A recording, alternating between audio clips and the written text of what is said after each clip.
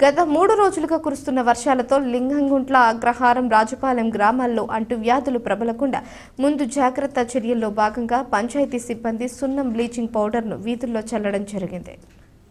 కురుస్తున్న వర్షాల కారణంగా గ్రామంలోని అనేక ప్రాంతాలలో నీరు నిల్వ ఉండకుండా చర్యలు తీసుకోవడమే కాకుండా ప్రతి ఇంటికి తిరిగే అవగాహన కార్యక్రమాన్ని నిర్వహించారు.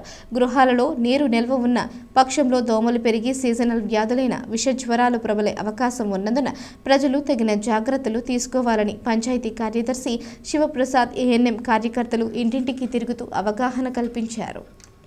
మీ ఇంటి ఎందు కానీ మరియు మీ చుట్టుపక్కల వారికి కానీ ఎవరికైనా జ్వరము కానీ వాంతులు కానీ మరియు విరోచములు కానీ మరి ఏ ఇతర సమస్య వచ్చిన ఎడల వెంటనే స్థానికముగా ఉన్న సచివాలయ కార్యకర్తకు కానీ ఏఎన్ఎంలకు కానీ మరియు ఎంఎల్హెచ్పికి వారికి కానీ వెంటనే తప్పకుండా సమాచారం అందించవలను.